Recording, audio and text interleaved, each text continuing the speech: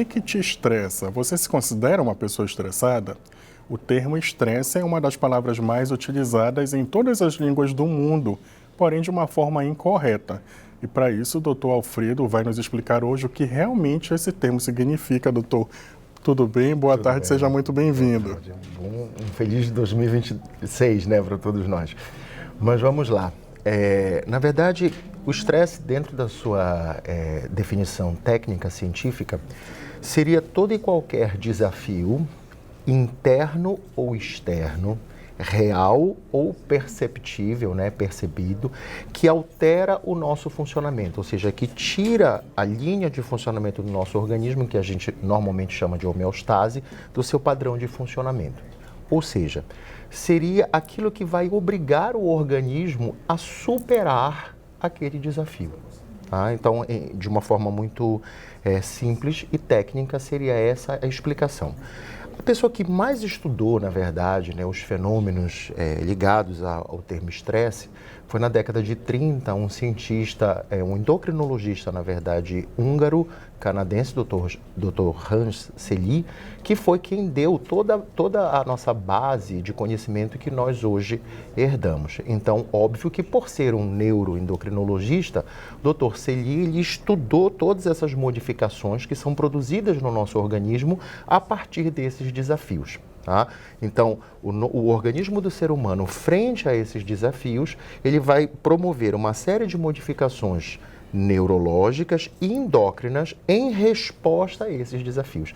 E é interessante que lá na década de 30, inclusive o Dr. Selye, ele até classificou que você teria dois tipos de estresse, o que seria o eustresse, ou seja, aquele momento em que aquele organismo tem capacidade de responder aos desafios, e o disestresse, ou seja, aquele momento, aquele paciente, aquela pessoa que já perdeu a sua capacidade de responder àqueles desafios. Então, existe um estresse bom e um estresse ruim, é isso? Correto, exatamente. Isso é muito importante a gente revisar, porque, infelizmente, as pessoas só usam o estresse, o termo estresse, de uma forma equivocada, lógico, e de uma forma negativa.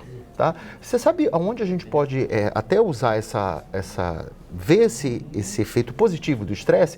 Quando a gente pegar, por exemplo, o efeito do estresse, que é isso que o espectador vai tá vendo agora na imagem, ou seja, o efeito desse estresse sobre a função imunológica. Então, você tem, de novo fazendo essa recapitulação, então você tem um organismo que está frente a um desafio, interno, externo, real ou perceptível, e ele vai ter essas fases de resposta. E nas fases iniciais, ou seja, no início desse processo do estresse, o que a gente vê quando a gente faz essa analogia com o sistema imunológico, com a função imunológica? Nós percebemos que existe um aumento da função imunológica. Tá? Ou seja, tem um efeito fisiológico, não é psicológico, do estresse.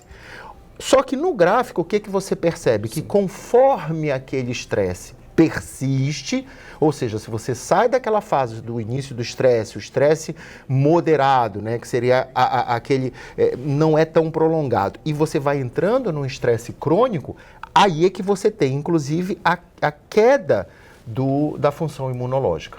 Tá? Doutor, então, como é que a gente pode identificar, né, que já virou um estresse crônico? Então, vamos lá. É extremamente importante essa pergunta, e a gente volta àquilo que eu sempre falo, meu objetivo de estar aqui, né? A identificação dos fenômenos desadaptativos, ou seja, já falamos sobre a dismetria funcional, já falamos sobre as técnicas de neuromodulação, então a gente vai pegando esses conhecimentos que são antigos e hoje a gente está revisando, fazendo uma revisão mais atualizada e vendo como é que isso que é extremamente importante e mal empregado pode ser aplicado. Então, óbvio que aquele paciente que já está sofrendo de uma doença, em especial ligada ao estresse, é aquele paciente que perdeu a sua capacidade de resposta neuroendócrina, imunológica, e aí porque você não tem remédio para o estresse, né? Você tem remédio para determinadas e diversas condições, mas você não tem um remédio para o estresse. Né? E é muito até interessante porque é comum isso nos consultórios médicos, quando já foi tentado de tudo, e aí muitas das vezes é levado isso para o paciente, né? Então, mas isso tem que reduzir o estresse. né? Mas o que é reduzir o estresse? Né?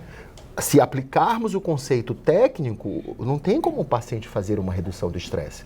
Porque o estresse por si ele vai ser esse fenômeno ligado a processos de regulação neuroendócrinos, imunológicos, e que, na sua grande maioria, para a gente não falar totalidade, são processos automáticos. Tá certo, doutor Alfredo. Muito obrigado, viu, pela sua participação aqui com a gente. Volte sempre. Até a próxima semana. Até a próxima semana. Até mais.